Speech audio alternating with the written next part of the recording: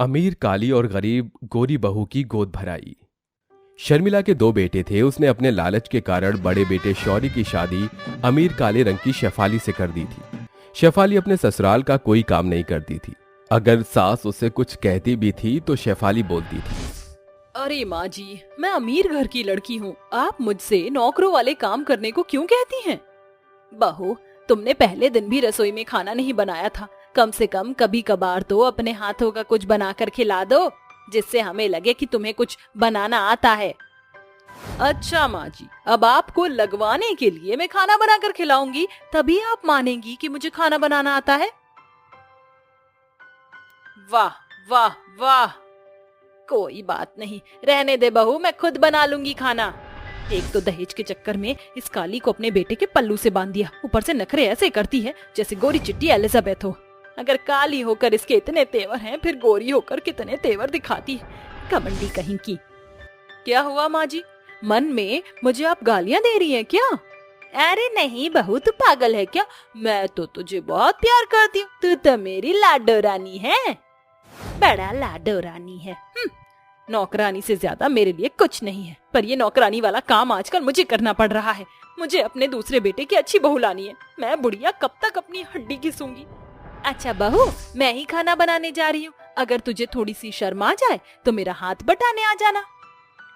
नहीं माँ जी, मैं तो बेशरम हूँ, मैं तो आ नहीं सकती आपका हाथ बटाने। हाँ, लेकिन मेरे पास इतने पैसे जरूर हैं कि मैं नौकरों की लाइन यहाँ लगवा दूँ। आप मेरे लिए आज मटर पनीर और कोफ्ते की सब्जी जरूर बना देना। हाँ हाँ बहू, जरूर। दोनों सास बहू कहने के लिए या पैसों के लिए एक साथ रहती थी, प्यार से बात भी करती थी और मिर्ची की तरह अपना तेजपना भी दिखाती थी। ये सुनकर शर्मिला अपनी बहू के लिए खाना बना देती है। बदले में शेफाली उसे महंगी साड़ियां देती थी, मॉल में शॉपिंग करवाती थी, जिससे शर्मिला को काम करने में कोई आपत्ति नहीं होती थी। लेकिन कभी कभार ज्यादा थकान की वजह से उसे अपने दूसरे बेटे की शादी का ख्याल आता था। फिर एक दिन वो अपने छोटे बेटे साहिल को कॉल करके कहती है, साहिल बेटा, तू कब आएगा? मुझे अच्छा नहीं लगता, मुझे तेरी शादी करानी है, और वो भी एक अच्छी खासी बहू से। तू घर आ जा। माँ चिंता मत करो, मैं जानता हूँ आप भाभी से बहुत परेशान हैं, पर मैंने भी आपसे वादा कर लिया है कि मैं बिल्कुल आपको आपकी पसंद की बहू ला कर दूंगा। मैंने आपकी बहू को ढूंढ लिया है, कल लौट रहा हूँ मैं। सच बेटा, मैं तो बहुत खुश हूँ, जल्दी आजा मेरी बहू को लेकर। ये कहते ही शर्मिला फोन रख देती है। दरअसल उसका बेटा दूसरे शहर में काम कर रहा था, जहां उसने गांव की गोरी सुंदर सुशील लड़की को अपने जीवन साथी के रूप में चुन लिया था। शादी करके वो अगले दिन ही घर लौटता है, जहां दरवाजे पर अपने बहू बेटे को देखकर शर्मिला बहुत खुश होती है और उसकी आरती करने के बाद कहती है, हाय रब्बा, तू तो बिल्कुल चांद का टुकड़ा लेकर आया है मेरे लिए। बहू, तेरा नाम क्या है? माँ जी, मेरा नाम धानी है। पाए लागू मम्मी जी। अरे वाह वाह साहिल बेटा, तू तो लाखों में एक बहू लाया है। तभी काली जेठानी ऐंठ में गोरी देवरानी को देखकर कहती है, गरीब देहाती कौन है? हाँ, मुझसे थोड़ा सा रंग फेयर है, पर ये गरीब देहाती आपकी बहू बनी है। ओह गॉड देवर जी, ये क्या किया आपने? माँ जी, तो दहेज में आपके लिए एक फूटी कौड़ी नहीं लाई, ना ही कुछ सोना चांदी। और जब मैं शादी करके आई थी, वो तो आपको पता ही है कितना महंगा सामान लाई थी। फिर 10 लाख रुपए, और मैंने आपको सोने की अंगूठी भी दी थी। हाँ बहू, ये दहेज में कुछ भी नहीं लाई है, करना भी क्या है, तूने मुझे इतना सब कुछ दे दिया। खैर, मेरी छोटी बहू काफी सुंदर और सुशील है ना? माँ जी, आपके कहने का मतलब क्या है? आप मुझे कालेपन का ताना दे रही हैं? भूलिए मत, ये आपके हाथों में जो अंगूठी है वो मेरे ही दहेज में आई है। तू मुझे ताना मार रही है? अरे आप दोनों मेरे आने से प्लीज लड़िए मत, लड़ना अच्छी बात नहीं होती है। बातों ही बातों में मैं तो भूल ही गई कि मुझे अपनी बहू का गृह प्रवेश भी करना है। अंदर आजा बहू। तभी प्रवेश करते ही बेटा कहता है, थैंक गॉड माँ, आपको याद तो आया। वैसे आपको मेरी पसंद कैसी लगी? बहुत अच्छी पसंद है बेटा तेरी। जाओ, अब तुम दोनों आराम करो। ये सुनकर दोनों पति पत्नी अपने कमरे में चले जाते हैं। अगले दिन नई बहू धानी जल्दी उठकर एक सर्वगुण संपन्न बहू की तरह साफ सफाई करके उसके बाद पूजा कर लेती है और सबका खाना तैयार कर लेती है। खाने की खुशबू से शर्मिला आकर कहती है, अरे वाह बहू, खाने की खुशबू तो बहुत अच्छी आ रही है और तूने तो घर का सारा काम संभाल लिया। मेरे साहिल ने सच में मेरी इच्छा पूरी कर दी तुझसे शादी करके। माँ जी, अब से आपको किसी चीज की चिंता करने की जरूरत नहीं है, हुक्म कीजिए। हाँ बेटा, कम से कम तू मेरा ख्याल रखेगी, वरना उसे तो मेरी कोई फिक्र नहीं है। इस तरह कुछ ही दिन में धानी अपने ससुराल की सारी जिम्मेदारी संभाल लेती है, जिससे काली जेठानी कुड़ने लगती है। इसलिए कभी कभार वो अपनी देवरानी के काम खराब कर दिया करती थी, जिससे शर्मिला धानी को सुना देती थी। पर धानी सास की बातों का ज्यादा बुरा नहीं मानती थी। समय गुजरता है, दोनों बहू एक साथ गर्भवती हो जाती हैं, जिससे सास अपनी दोनों बहू का बहुत ख्याल रखती थी। पर काली वाली बहू शर्मिला की बताई बातों को मानती नहीं थी। उसे अब भी पैसों का घमंड जो था। यकीन नहीं होता तो खुद देखिए। ओहो माँ जी, ये क्या है? गंदे से अजीब लड्डू और इन पुराने कपड़ों का मैं क्या करूंगी? अपने बच्चों को मैं ये पहनाऊंगी? मेरे पास माँ जी इतना पैसा है कि मैं अपने बच्चों को ब्रांडेड न्यू कपड़े पहना सकती हूँ। दीदी, माँ जी के जज्बातों को समझो, वो पैसों की बात नहीं कर रही है। पहली बात, ये कपड़े बच्चे के लिए बहुत आरामदायक हैं। दूसरा, ये जेठ जी के बचपन के कपड़े हैं, इससे बच्चे का पिता के प्रति लगाव बढ़ेगा। देखा बड़ी बहू, छोटी बहू ने कितनी सरलता से ये बात कह दी। अब तो तुझे समझ आ गया होगा कि पैसे ज्यादा जरूरी नहीं हैं। तुम तो चुप ही रहो, गरीब हो तो बच्चे को ऐसे ही कपड़े पहनाओगी। घमंडी शेफाली सुनाकर चली जाती है। अगले हफ्ते शर्मिला अपनी दोनों बहू की एक साथ गोद भराई रखती है, जहां दोनों के पीहर वाले आते हैं। शेफाली अपने घमंड के चक्कर में पूरा सोने से और महंगी साड़ी से लद जाती है। वहीं गरीब धानी ने अपनी माँ की पुरानी बनारसी साड़ी पहनी हुई थी। कुछ देर बाद पड़ोसन और रिश्तेदार गोरी बहू को ज्यादा तोहफे और आशीर्वाद देते हैं, जबकि काली बहू को गिनती के तोहफे और आशीर्वाद मिलता है। इस बात से वो कहती है, ये लोग मुझे महंगे तोहफे नहीं देंगे तो क्या मैं गरीब हो जाऊंगी? अरे मैं तो इतनी अमीर हूँ कि अपने लिए महंगी से महंगी चीज खरीद सकती हूँ। मुझे इनका तोहफा नहीं चाहिए। देने दो, गोरी गरीब बहू को दे भी रही है तो। हाँ। कुछ देर बाद शर्मिला अपनी दोनों बहू को बराबर सोने की चेन देती है। फिर शेफाली के माता पिता उसे सोने चांदी के जेवर, पैसे और बच्चों के खेलने का झुंझुना देते हैं। साथ ही यही सब तोहफा वो धानी को भी देते हैं। ये देखकर शेफाली कहती है, अरे मम्मी पापा, ये आप क्या कर रहे हैं? इस गरीब देवरानी को देने की क्या जरूरत है? वैसे भी जिसकी जितनी औकात हो उतना ही देना चाहिए। शेफाली, ये तुम कैसी बातें कर रही हो? अपने घमंड में इतना भी मत उड़ो कि हमारे संस्कार ही भूल जाओ। तुम्हारी तरह वो भी गर्भवती है, तुम्हारी छोटी बहन की तरह। ये और मेरी छोटी बहन बिल्कुल भी नहीं। पता नहीं, एक तो आपने मुझे किस गरीब खाने में छोड़ दिया है। मैं क्या ये डिजर्व करती हूँ? बेटा भूलो मत, तुम्हारे कालेपन को अपनाकर इन्होंने तुम्हें अपनाया है। ये तो हमारी इच्छा थी जो हमने दहेज में इतना दे दिया, वरना तुम्हारी शादी कहीं भी नहीं हो रही थी। और तुम अपने ससुराल वालों के साथ कैसे रहती हो, इन सब चीजों की खबर है मुझे। लेकिन मैंने और समथन जी ने ये सोचा कि तुम वक्त के साथ सुधर जाओगी, क्योंकि अब माँ बन रही हो। पर आज तुमने हद कर दी। बेटा, तुम बीमार होगी तो पैसा तुम्हारी केयर नहीं करेगा। इसके लिए तुम्हें अपनों की जरूरत होगी। शेफाली को अपने पिता की बात सुनकर अपनी गलतियों का एहसास होता है और वो हाथ जोड़कर सास और देवरानी से कहती है, माँ जी, देवरानी जी, पापा ने बिल्कुल ठीक कहा। मैं अपने घमंड में चूर थी, लेकिन अब चकनाचूर हो गई हूँ। मैंने आप दोनों के साथ बहुत गलत किया, लेकिन अब मैं एक नई शुरुआत करना चाहती हूँ। अगर दीदी आपको अपनी गलती का एहसास हो गया तो इसमें बुरा ही क्या है?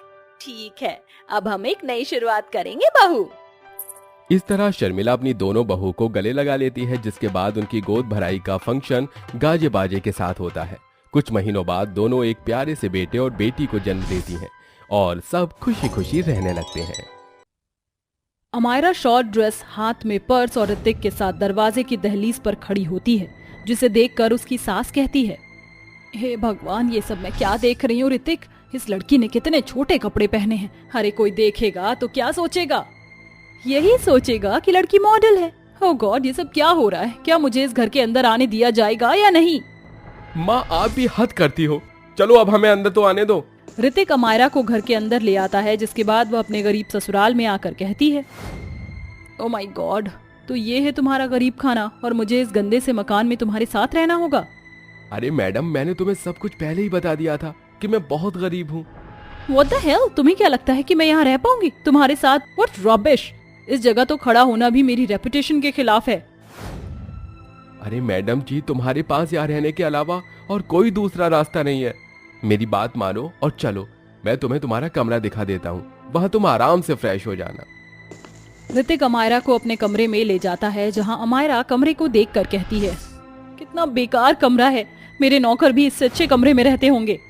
मैडम जी, हर बात पर मुझे ताने देने की जरूरत नहीं है। ऐसा कहकर ऋतिक वहां से चला जाता है। उसके बाद अमायरा कपड़े चेंज करके फ्रेश हो जाती है और अपना लैपटॉप खोलकर काम करती रहती है। अरे ये क्या, मुझे काम करते करते 12 बज गए और मुझे पता भी नहीं चला। ऋतिक भी अभी तक नहीं आया, लगता है मेरी बात से नाराज हो गया। मुझे भूख भी लगी, अब क्या करूं। अमायरा ऋतिक को ढूंढती है लेकिन उसे कोई नहीं मिलता, जिसके बाद वह रसोई में जाती है, जहां उसे एक मिट्टी का चूल्हा दिखाई देता है और कुछ बर्तनों में खाना रखा होता है। ये लोग ऐसा खाना कैसे खा पाते हैं, कुछ समझ ही नहीं आ रहा। एक काम करती हूँ, बाहर से अपने लिए खाना ऑर्डर कर देती हूँ। अमायरा बाहर से खाना ऑर्डर कर देती है, लेकिन तभी वहां पर कावेरी आ जाती है और उसे रसोई में खड़ा देखकर कहती है, क्या हुआ बहू, तू यहाँ क्यों खड़ी है? अच्छा, तुझे भूख लगी है, रुक मैं तुझे खाना गर्म करके दे देती हूँ। ओ गॉड, आप फिर से आ गई। और पहली बात तो ये मुझे अपनी बहू कहना बंद कीजिए, कितना ओल्ड फैशन है। मैं एक बिजनेस वुमेन हूँ, मुझे ऐसा सुनने की आदत नहीं। ऐसा कहने के बाद अमायरा अपने कमरे में चली जाती है। वहीं कावेरी को इस बात का बुरा लगता है, लेकिन वह किसी से कुछ नहीं कहती। जैसे ही सवेरा होता है, सवेरे होते ही अमायरा तैयार होकर सबके सामने आती है। उसके छोटे कपड़े देखते ही उसकी सास कहती है, हे भगवान, हे परम परमेश्वर, ये सब मैं क्या देख रही हूँ। अरे बहू, अधनंगे कपड़े पहनकर तू बाहर कैसे जाएगी? हमारी तो इज्जत ही खराब हो जाएगी। देख बहू, इन कपड़ों को बदल कर कुछ और पहन ले। अमायरा कावेरी की बातों को नजरअंदाज करते हुए ऋतिक से कहती है, अरे तुम यहाँ गधों की तरह क्यों खड़े हो? चलो, मुझे बहुत जरूरी मीटिंग में जाना है, कहीं मैं मीटिंग के लिए लेट ना हो जाऊं। हाँ चलो, चलते हैं। ऋतिक के कहने पर अमायरा घर से बाहर आती है, जहाँ ऋतिक साइकिल लेकर अमायरा से कहता है, चलो चलो बैठो मैडम जी, नहीं तो आपकी मीटिंग के लिए लेट हो जाएगा। ये क्या बकवास है, मैं इस साइकिल पर मीटिंग के लिए जाऊंगी? मेरी इतनी बड़ी इंसल्ट होगी, तुमने एक बार भी नहीं सोचा? ओहो, बिजनेस करने वाली विमेन को अपने लिए एक थार या फिर ऑडी या फिर कोई बहुत बड़ी गाड़ी चाहिए होगी, लेकिन अफसोस मेरे पास तो साइकिल ही है। अब चाहे मीटिंग के लिए देरी हो या फिर मीटिंग कैंसिल हो, आपको चलना है तो चलिए, वरना मुझे अंदर जाकर आराम करने की परमिशन दीजिए। तुम जैसे घटिया लोगों का कुछ नहीं हो सकता। चलो, अब मुझे साइकिल से ही मीटिंग के लिए ले चलो। ऋतिक अमायरा को साइकिल पर बैठाता है और एक बहुत बड़ी एम्बिशियस कंपनी के बाहर लाकर छोड़ देता है। अमायरा साइकिल से उतरते ही चारों तरफ देखती है और ऋतिक को जाने के लिए कह देती है, जा तो रही हूँ, लेकिन ये तो बता दो शाम को कितने बजे लेने आना है तुम्हें? शाम के वक्त मैं खुद आ जाऊंगी, तुम्हें आने की जरूरत नहीं है। भूलो मत तुम मेरे साथ क्यों रह रही हो। अगर तुम्हें याद नहीं तो मैं तुम्हें याद दिला देता हूँ। अरे बाबा, बस करो, तुमने तो मेरे कान ही खा लिए हैं। तुम अपनी ये फटीचर साइकिल यहाँ से लेकर जाओ, शाम को 6 बजे यहाँ आ जाना। अमायरा उसको ऐसा कहकर भेज देती है। उस एम्बिशियस कंपनी के ऊपर टॉप फ्लोर पर से एक वकील उसे देख रहा होता है और ऊपर खड़ा अपने आप से कहता है, एक बिजनेस वुमन जो कि वर्ल्ड की सबसे बड़ी बिजनेस वुमन है, वो एक साइकिल पर आ रही है। अरे इसके चर्चे तो कल अखबार में होने जरूरी हैं। वकील चोरी छुपे अमायरा की फोटो खींच लेता है और मीडिया वालों को दे देता है। अमायरा कंपनी के अंदर जाती है और मीटिंग अटेंड करती है। ये मीटिंग उसकी बहुत अच्छी जाती है, जिसके बाद शाम को ऋतिक उसे साइकिल पर ही लेने आता है और वो आराम से साइकिल पर चली जाती है। अगले दिन जब सवेरा होता है तो वह अपने गरीब ससुराल में बिस्तर पर बैठकर कॉफी पीते हुए लैपटॉप चला रही होती है। अरे वाह, आज कितनी सारी अपॉइंटमेंट, और वो भी प्रेस वालों की इतनी सारी अपॉइंटमेंट, जरा खोल कर तो देखो। अमायरा जैसे ही लैपटॉप खोलती है उसके होश उड़ जाते हैं। उसके चेहरे से पसीने टपकने लगते हैं और वो परेशान सी दिखने लगती है। तभी कमरे में ऋतिक आता है और अमायरा से कहता है, अरे क्या हुआ, तुम्हारे चेहरे के तो तोते से उड़े हुए हैं। सब कुछ ठीक तो है ना? शक्ल पर 12 क्यों बजा रखे हैं? ये सब क्या है? ये सब तुमने ही किया होगा, तुमने ही जानबूझकर मीडिया वालों को ये खबर फैलाई होगी। इसके बारे में मुझे जरा भी अंदाजा नहीं है और ना ही मुझे कुछ पता। सब कुछ बर्बाद हो गया। तुमसे झूठी शादी करना वो बर्बाद हो गया मेरा, बिजनेस में आगे बढ़ना वो बर्बाद हो गया मेरा, बैंकॉक जाना वो बर्बाद हो गया, अब मैं यहाँ फंस कर रह गई हूँ। तभी वहाँ कावेरी आ जाती है और उन दोनों की सारी बातें सुन लेती है। अरे बहू, ये सब मैं क्या सुन रही हूँ? ये एक झूठी शादी थी, मुझे बैंकॉक में जाना था, वहां मुझे अपने बिजनेस की बहुत बड़ी शुरुआत करनी थी, लेकिन सिंगल होने के चलते मुझे वीजा नहीं मिल रहा था, जिसके चलते हमारे बीच में एक डील हुई थी। ऋतिक को घर चलाने के लिए एक अच्छी नौकरी चाहिए थी और मुझे बैंकॉक जाना था, इसलिए हमने झूठी शादी का खेल रचा। लेकिन अब सब कुछ बर्बाद हो गया। बैंकॉक के सभी बिजनेस डीलर्स को ये न्यूज भी मिल गई होगी। अब मेरा वहां जाना बेकार है। तभी वहां वही वकील आ जाता है। वो वकील और कोई नहीं बल्कि अमायरा का पिता शेखर था। बेटी, अगर तुम मेरे साथ चलना चाहोगी तो मैं ये सब कुछ ठीक कर दूंगा और उसके बाद तुम हमेशा मेरे साथ रहना और अपने बिजनेस में आगे बढ़ना। उस बाप के घर में मैं कभी नहीं जाऊंगी जिसने मुझे छोटी उम्र में ही घर से निकाल दिया था और सड़कों पर छोड़ दिया था। मैं एक बिजनेस वुमेन बनी अपने बलबूते पर, और अब मुझे आपकी कोई मदद नहीं चाहिए। अगर मेरा बैंकॉक जाना नहीं हो पाया तो कोई बात नहीं, मैं दोबारा से कोशिश करूंगी। शेखर गुस्सा होकर वहां से चला जाता है। उस दिन के बाद से सबसे बड़ी बिजनेस वुमेन गरीब परिवार में एडजस्ट करना सीख लेती है और इसी के चलते उसे एक परिवार की अहमियत भी समझ आती है। सास की ममता, बिना लोभ के पति का प्यार, और तो और एक प्यारी सी सहेली के रूप में नंद। ऋतिक, मैं एक बिजनेस वुमेन थी और अपनी कामयाबी के पीछे भाग रही थी, जिसके लिए मुझे तुम्हारा सहारा लेना पड़ा। लेकिन आखिरी में मुझे कुछ हासिल नहीं हुआ और इस बीच तुमने मुझे एक परिवार का सच्चा एहसास दिलाया। मैं तुम्हारे परिवार से बहुत खुश हूँ और यहाँ गरीबी में तुम सब बहुत खुश रहते हो और हमेशा एक साथ रहते हो। हाँ मैडम, आखिर परिवार परिवार ही होता है, मुसीबतों में हमेशा साथ देता है। आज से तुम्हें मुझे मैडम बोलने की जरूरत नहीं है। मैं तुमसे प्यार करने लगी हूँ और मैं अब हमेशा तुम्हारे साथ ऐसे ही अपनी जिंदगी गुजारना चाहती हूँ।